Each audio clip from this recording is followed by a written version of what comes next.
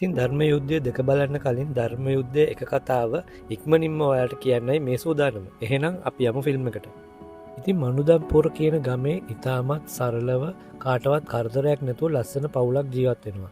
මේ පවුලේ ඉන්නේ අම්මයි තාත්තයි දුවල දෙන්නයි. ඉතින් මේ පවුලේ තාත්තට එයාගේ මුළු ලෝකෙම වෙලා තියන්නේ මේ දරුවෝ දෙන්නයි එයාගේ වයිෆුයි. ඉතින් දවසක් එයාගේ ලොකු දුව එයාට කියනවා තාත්තේ ඉස්කෝලේ කැම්ප් එකක් තියෙනවා. ඒකට දවස් දෙකක් නවතින්න වෙනවා කියලා.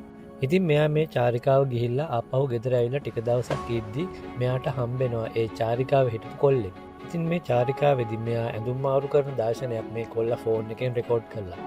මේ කොල්ලා මේක පෙන්නලා මේ කෙල්ලට තර්ජනය කරනවා රෑට එයාව හම්බෙන්න එන්න කියලා. ඉතින් මේ කෙල්ල එයාගේ අම්මත් එක්ක රෑ මේ කොල්ලව හම්බෙන්න ගියාම මේ කොල්ලා එයාගේ අම්මට කරදර කරන්න ගිය හින්දා මේ කෙල්ලගේ අතේ පොළු පාරක් කාලා මේ කොල්ලා එතනම මැරෙනවා.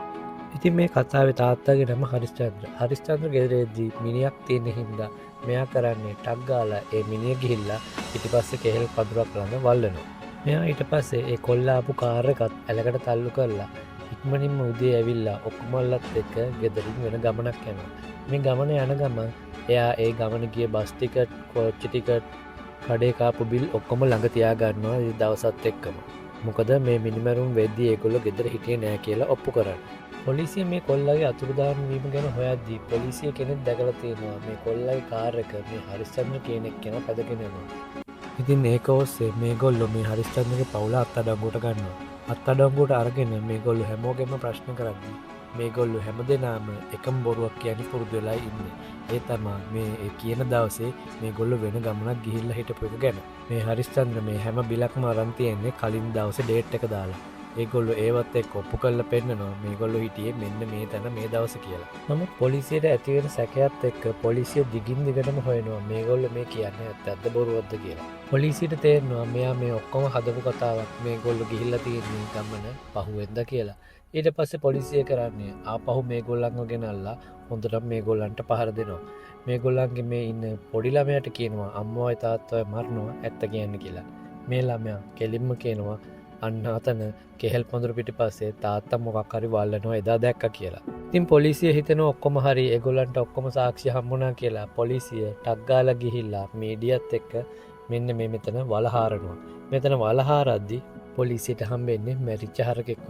ඉතින් ටක් ගාලා හරිස්චන්ද්‍ර දෝල ගිහිල්ලා මෙයාගේ පොඩි ළමයාත් එක්ක මෙතන ඉන්න මීඩියා කට්ටියට කියනවා මේගොල්ලෝ මගේ පොඩි ළමයාට ගහලා බොරුවට අපිව අත්අඩංගුවට ගන්න හැදුවා කියලා. ඉතින් මේකත් එක්ක මේ පොලිස් නිලධාරියාගේ වැඩත් තහනම් වෙලා මේගොල්ලන්ට නිදහස ලැබෙනවා. අවසානයේදී මේ මැරිච්ච ළමයාගේ තාත්තයි අම්මයි ඇවිල්ලා හරිස්චන්ද්‍රගෙන් අහනවා පොලිසියට නොකියුවත් කමන්නේ ඇත්තටම අපිට මොකද උනේ අපේ ළමයාගේ බොඩි එක තියෙන තැනවත් කියන්න කියලා. ඉතින් හරිස්චන්ද්‍ර කියන්නේ අපේ ජීවිතය විනාශ කරන්න යම් පුද්ගලයෙක් ඇවිල්ලා අපිට ලොකු කරදරයක් කරන්න හැදුවා. ඒත් මගේ පවුලට තියෙන ආදරයට මට ඒක නිහඬ කරන්න සිද්ධ වුණා. අපිට සමා වෙන්න කියලා.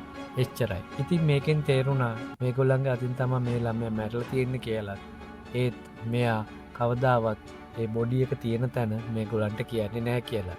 ඉතින් මේකෙන් පස්සේ හරිස්චන්ද්‍රට තාමත් සතිපතා යන්න වෙනවා පොලිසිය සයින් කරන්න. මොකද මේ විමර්ශන කටයුතු ඉවරලා නැති හින්දා. මෙම සයින් කරන්න ගිය දවසක පොලිස් නිලධාරියෙක් කියනවා හරිස්චන්ද්‍රට තමුස හිතුවේ අපි වන්දන්න නේද තමුසට කවදාවත් ගැලවීමක් නැහැ කියලා.